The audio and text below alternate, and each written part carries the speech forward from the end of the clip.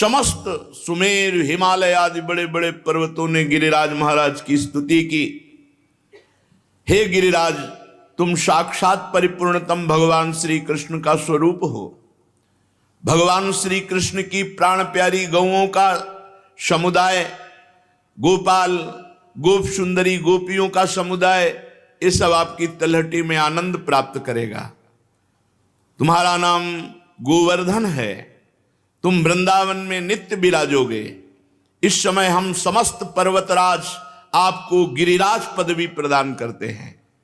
द्रोणागिरी की गोद में प्रकट हुए गोवर्धन महाराज को गिरिराज पदवी प्रदान की समस्त विश्व के महान महान पर्वतों ने। वृंदावन सच्चिदानंदमय है। गोवर्धन भगवान द्रोणागिरी में विराजमान है। समस्त देवता गिरिराज सुमेरु आदि स्तुति करके गोवर्धन जी महाराज को प्रणाम करके परिक्रमा करके सब अपने अपने स्थान को गए। उसी समय महिमा सुन करके कि द्रोणागिरी पे गोवर्धन जी महाराज प्रकट हुए हैं, बड़े ही तप के धनी पुलस्त ऋषि कौतुकवश दर्शन करने के लिए गिरिराज जी द्रोणागिरी पर पहुंचे। देखा द्रोणाचल की गोद में गौर श्याम वर्ण, गिरिराज जी के शिलाओं में आभा प्रकट होती गौर श्याम। एकाग्रता पूर्वक जब गिरिराज जी की परिक्रमा करो, दूर से देखो तो कुछ शिला में गौर रंग, कुछ शिला में श्याम रंग आपको दिखाई देगा। गोवर्धन भगवान ऐसे माधवी मालती सुंदर सुंदर लताएं गुफाएं, बड़े सुंदर वृक्ष जो मीठे फलों के भार से सुंदर सुंदर सरोवर कुंड झरने, महाराज देखते ही पुलस्त ऋषि लुट गए।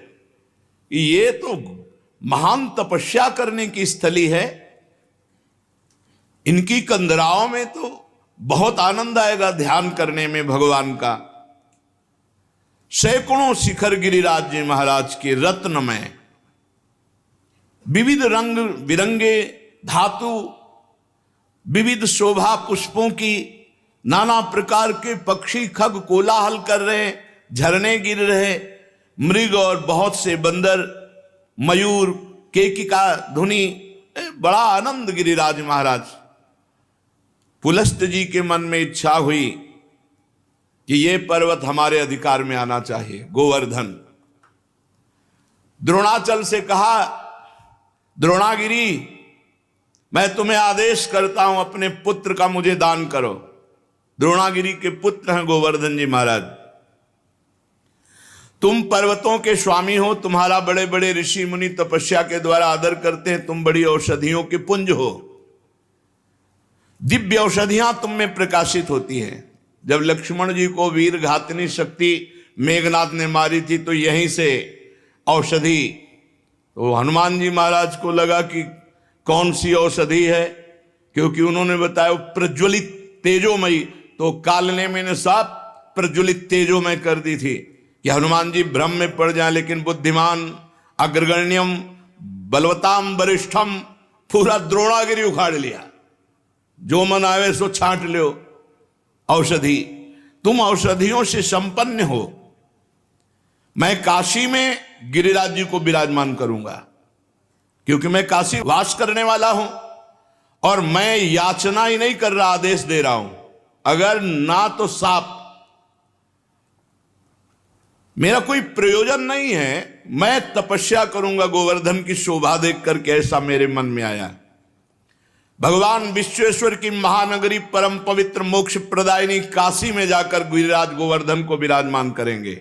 जहां पार्श्व में गंगा नदी बह रही, विश्वेश्वर विश्वनाथ भगवान विराजमान है, वहीं गोवर्धन को विराजमान करेंगे।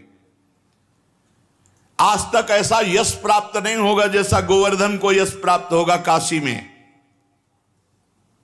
मैं गोवर्धन के ऊपर ऐसी तपस्या करूंगा कि त्रिभुवन गोवर्धन की वंदना करेगा, और मेरी यह अभिलाषा तुम्हें पूर्ण करनी होगी। पुलस्त जी की बात सुनकर के सदैव प्रकट हुए द्रोणागिरी और रोने लगे। द्रोणागिरि ने कहा, पुत्र स्नेह विह्वल, मेरे आंसुओं को तुम देख रहे हो तो आप अपनी तपस्या की बात सोच रहे हो। जब से गोवर्धन जी आए तब से मैं महान आनंद से हूं, मेरा आनंद क्यों छीनोगे? पुलस्त्य जी ने कहा, आप शोक मत करो, आपका यश होगा। द्रोणाचल बोले, महामुनि मैं पुत्र स्नेह से व्याकुल हूं, मुझे पुत्र अत्यंत प्रिय है, तथापि मैं आपकी आज्ञा का भी उल्लंघन नहीं कर सकता, क्योंकि जानता हूं आप एक क्षण में शाप देकर मुझे भस्म कर सकते हैं। द्रोणागिरि गिरिराज जी को अपने अंक में भर के कहा, पुत्र कुछ भगवान और रचे हैं, इनकी सोच अलग है, लेकिन कुछ भगवान और रचे हैं। भगवान का संकेत मानकर मैं तुम्हें इनको दान करता हूं। भारतवर्ष बड़ा पवित्र देश, धर्ममय देश है, जहां केवल भारतवर्ष में धर्म, अर्थ और काम मोक्ष की आराधना होती है। निष्काम कर्म के द्वारा, ज्ञान योग के द्वारा तत्वबोध या प्रेम केवल भारतवर्ष में। मैं तुम्हें प्रदान करता हूं पुलस्त्य ऋषि को। गोवर्धन जी ने महान ऋषि पुलस्त्य जी से कहा, थोड़ा आप हमारा परिचय भी तो जान लें। 8 योजन लंबा, 8 को 32 कोश, 2 योजन ऊंचा, 8 कोश ऊंचा, 5 योजन चौड़ा, 20 कोश, 5 को 20। ऐसे थे गिरिराज जी जब यहां आए थे। साफ हो गया महाराज का आगे तो रोज तिल तिल घट रहे हैं। ऐसी दशा में आप देख पाओगे कि मुझे ले जाकर काशी में विराजमान कर दो। पुलस्त्य जी ने कहा, बेटा मैं पुलस्त हूं, अगर संकल्प करूं तो पूरे भूमंडल को उठा के चल सकता हूं। मेरे हाथ पर केवल तुम बैठ जाना, मैं काशी में ही छोड़ूंगा तुम्हें। गोवर्धन ने कहा, फिर एक बार क्या बोल गए आप, सोच लो। एक बार हाथ में आ गया, उतार दिया तो फिर तुम्हारी सामर्थ्य नहीं होगी कि आप मुझे हिला भी सको। मेरी प्रतिज्ञा और आपकी प्रतिज्ञा एक। आपने कहा मैं यहां से उठाऊंगा और काशी में रखूंगा, और मैं कह रहा हूं अगर बीच में रख दिया तो मैं आपके यहां उठाए फिर नहीं उठूंगा। पुलस्त्य जी ने बात तय कर ली। शाल्मली द्वीप से लेकर कितने बड़े महान तपस्वी भारतवर्ष के कौशल देश के रास्ते में लिए हुए गिरिराज जी को आ रहे हैं। पर्वत द्रोणागिरि विकल हो गए। गोवर्धन जी ने द्रोणागिरि को प्रणाम किया और कहा, सदैव आपके साथ हमारा नाम, हमारे साथ आपका नाम जुड़ा रहेगा। आंसुओं से अभिषिक्त होकर द्रोणागिरि ने गिरिराज महाराज को विदा किया। दाहिने हाथ पर पुलस्त्य ऋषि ने उठा लिया और बड़ी तीव्र गति से चले। गिरिराज महाराज शांत देखते रहे। जेव ही माथुर मंडल में आए, ब्रज 84 कोश में, जहां गिरिराज जी विराजमान है। गिरिराज जी अपना भार भी बढ़ा लिया और विचार किया, ये मेरी लीला स्थली है मेरे प्रभु की, मैं यहां से एक कदम बाहर नहीं जाऊंगा। यहां भगवान श्री कृष्ण श्री किशोरी जी के साथ, ब्रजगोपियों के साथ, ग्वाल वालों के साथ यहां दिव्य लीला करेंगे, उसका मुझे आनंद मिलेगा। कैशोर लीला, बाल लीला, सब लीलाओं का आनंद मुझे मिलेगा। इतना ही नहीं, मेरे ऊपर दान लीला, मान लीला, ये सब प्रभु करेंगे। मैं एक कदम यहां से नहीं जाऊंगा ब्रजभूमि से। जहां किशोरी जी के साथ प्रभु अपने चरणों से विहरण करेंगे, वहां छोड़कर मैं अब कहां जाऊं। गिरिराज गोवर्धन इतने भारी पड़ गए कि मुनि का हाथ ऐसा लगा कि टूट जाएगा, और साथ में बड़ी जोर की लघुशंका लगी। गिरिराज महाराज की लीला, भार तो तपबल से रोक रहे थे, लेकिन लघुशंका तपबल से कहां तक रोके। वो बात थी कि अगर रख दिया तो भी तुम्हारी ताकत नहीं कि उठा सको। इतनी लघु शंका लगी कि वो बात भूल गए और भार से हाथ पीड़ित तो गिरिराज महाराज जहां विराजमान है यहीं विराजमान किया, लघु शंका किया, आचमन किया, पवित्र हुए और गोवर्धन से कहा कर कमल में विराजमान हो। बोले खत्म खेल, हमारी और आपकी प्रतिज्ञा थी कि आप रख दोगे, उठा नहीं पाओगे। तो उनका तुम्हारे आने से मैं अभी उठाकर तुम्हें ले चलता हूं। पुलस्त ऋषि ने अपना सारा तेज तप बल सब लगा दिया, गिरिराज महाराज टस से मस नहीं हुए।